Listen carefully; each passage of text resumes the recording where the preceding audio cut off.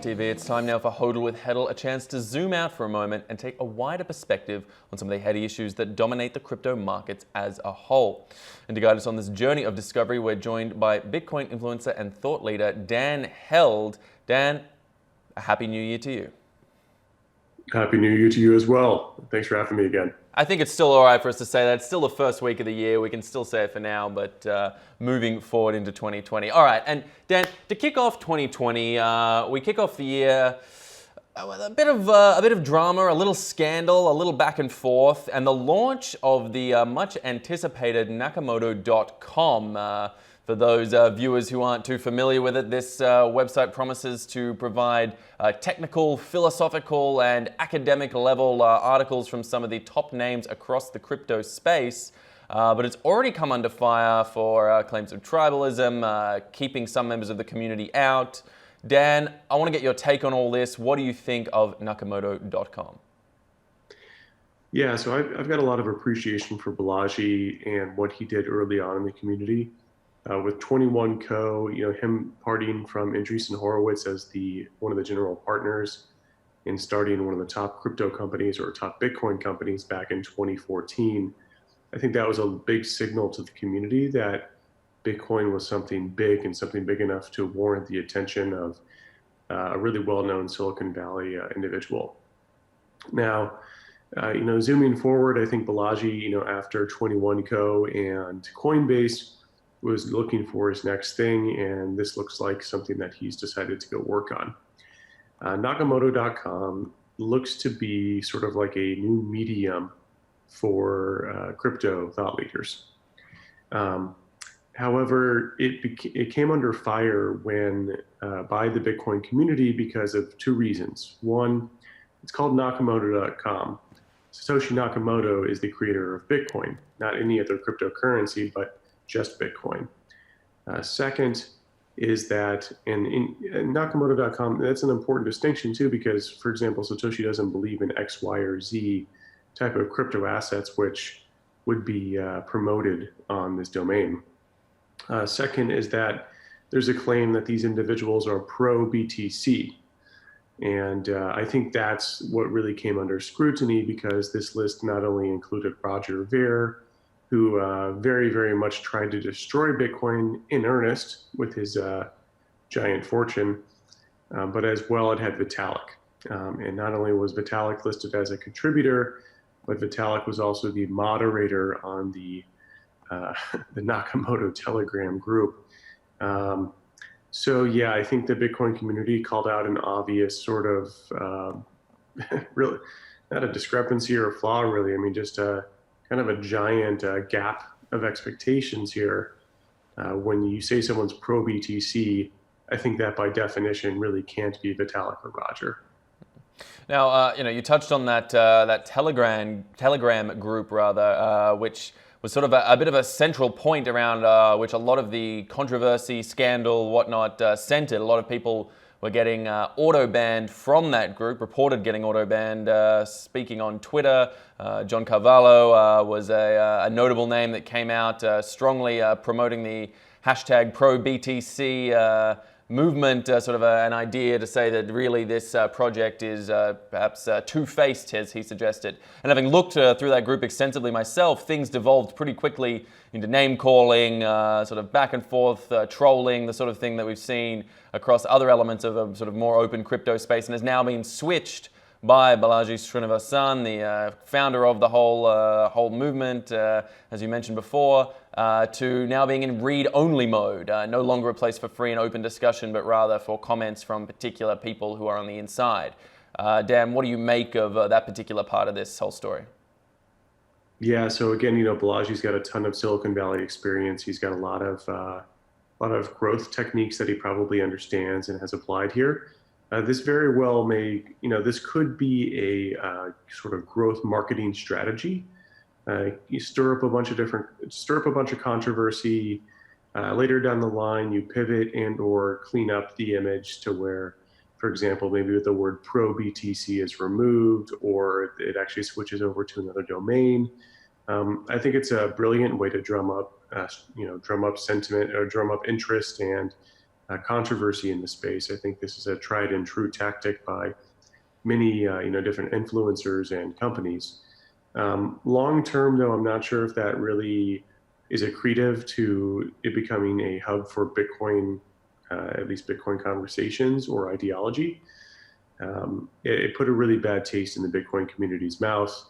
I just think that pro BTC, using that word and having Vitalik and Roger there as two prime examples. There's many others as well, but having them there, I think the hypocrisy of it was just so ridiculous that I think it was hard for anyone to take it seriously.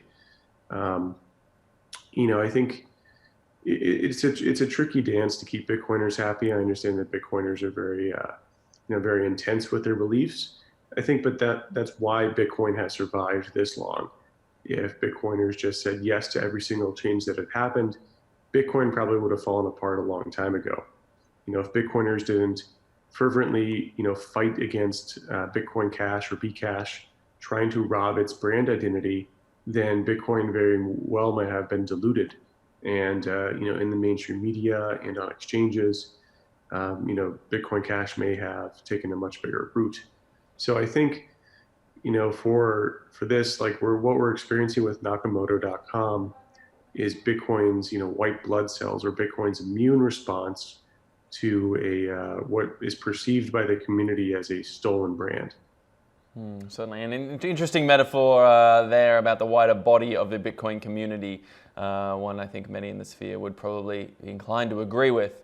But now, speaking of that community, speaking of the technology that underpins Bitcoin as a whole, Dan, we stand now at 2020 on the precipice, a mere 126 days away from the May halving of Bitcoin, when the mining reward block will drop from 12.5 to 6.25 coins. Dan, there have been many that have been out there that have said that this is already priced in, that the market as it stands now is different to the previous two halvings we've seen. This is a different space. The speculators are in, the big game players are in, derivative markets exist. It's not going to see the bump that it's seen in the past. Things are different this time, Dan. Do you agree? Or if not, convince me otherwise. Yeah, the two bullet points that I'd provide here is that the halvening is priced in for current users or current believers in Bitcoin, but not priced in for future ones. And that's why we didn't see the halvening priced in back in the 2016 halvening and the ones in the 2012. Is that simply put, while the current people who hold and buy and believe in Bitcoin, while we have priced in that sort of future state, I don't think many people have thought about a Bitcoin future. Let's put it this way. I think a vast majority of people have definitely not considered a Bitcoin future or Bitcoin as gold 2.0. I think a very small percentage of the population has bought into that belief. And if you buy into that belief, then the monetary policy or the supply issuance decrease, called the halvening, that becomes, I think, much more impactful, much more meaningful. I do think that there is as supply is reduced, if demand stays the same, then the price starts to creep up. As I've mentioned previously on the show, the price is the signal. Satoshi hypothesized if, the value increased, more and more people would buy in, trying to take advantage of the increasing value, and more people would tell their friends. And so, I think the halvening is a start to the cycle again of a small price uptick. As the price goes up, more and more people talk about it, more and more people buy in to take advantage of the increasing value. And so right now, I think the halvening is priced in for current believers, but not for future ones. All right. What about other factors that are coming to bear in 2020? I'm talking about, the development of the Lightning Network, which many say is close to being, fit for mass distribution, if not mass adoption. Liquid also coming into play, and also the investment mechanisms. If we're talking about backed or other mechanisms like that are coming on board, complexifying in their qualities and elements, and really setting up 2020 to be a year where, as 2019 may have been a year when things were getting prepared, 2020 could be a year of kickoff. Do you buy into that narrative, and which of those factors do you see being the main driver, if that indeed it does grow? Yeah, I don't, you know, I'm big fans of Lightning and Liquid, and also, other exchanges out in the space building different financial products.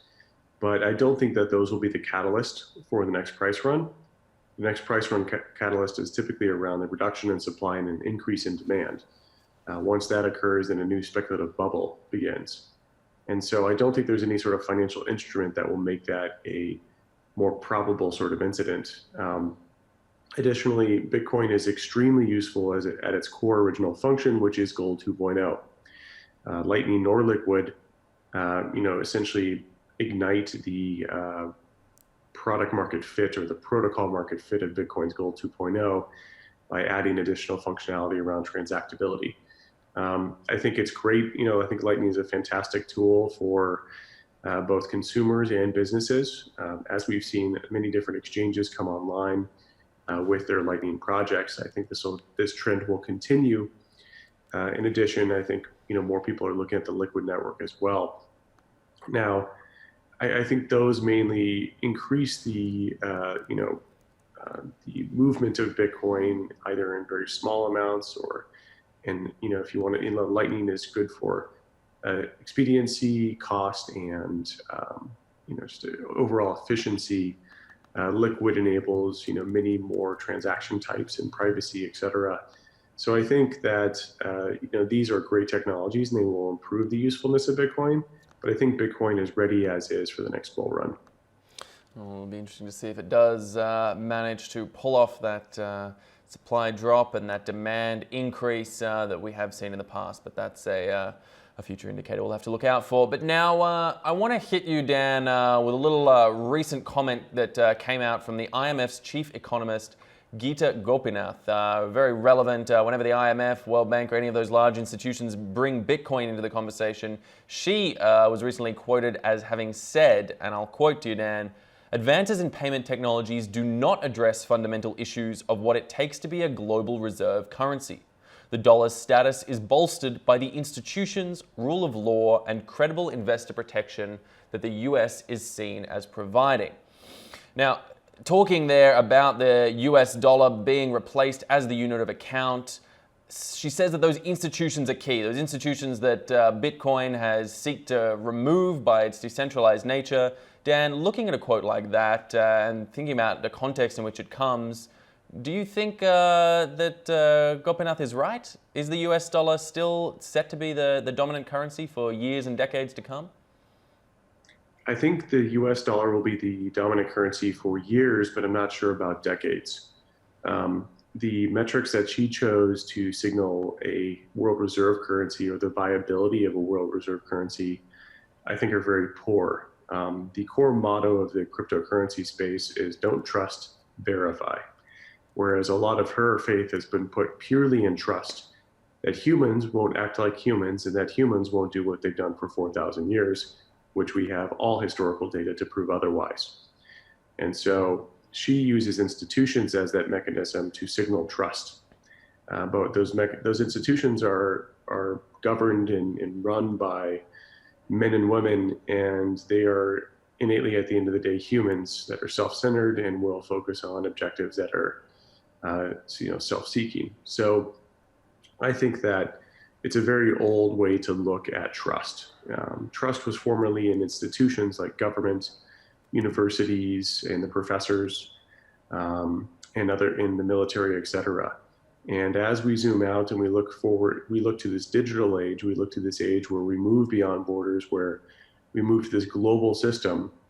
What we're seeing is that there's new ways to form trust together. And that's what Bitcoin did in a really elegant fashion.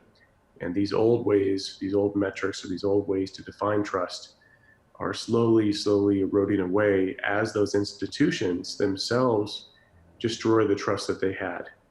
Bitcoin would have no place in this world if every government had stuck to the gold standard. If every government was fiscally responsible, if history didn't demonstrate over and over that governments will print more money and devalue their currency. Now, if that wasn't true, Bitcoin wouldn't need to be here. But because of their actions, Bitcoin was necessary, and that's why it exists. It's certainly, Dan, as we like to say here on BlockTV, we may be on the cusp of a brave new world. Just see if people will walk through the door. But in the meantime, Dan Held, I want to thank you so much for joining us in this new year 2020. I look forward to getting your thoughts throughout. It's going to be an exciting one by all accounts. For those at home, stay with us at blocktv.com for all the latest in news and information. I'm Asher Westrop Evans. Thanks for watching.